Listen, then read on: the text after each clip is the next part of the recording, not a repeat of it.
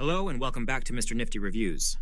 In today's video, I'm going to show you how to get flash notifications on your Pixel 7, 7 Pro, 8, and 8 Pro mobile phones. These instructions should also work on other Android mobiles as well. So let's dive straight in. To begin with, swipe up and look for the settings icon and give it a tap. Next, look for and select the notifications option. At this point, scroll down and look for flash notifications and click on this option once. Now, in this flash notification menu, you'll see two options. As we're dealing with flash notifications in this video, just slide the camera flash button to the on position by tapping it once. And that's it!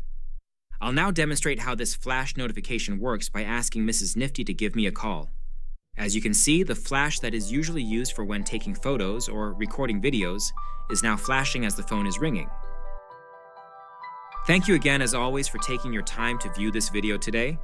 I really hope it's been a useful and informative video.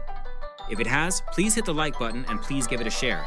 If you could, please also consider subscribing to Mr. Nifty Reviews. It would be very much appreciated. Take care, and I'll see you all in the next video.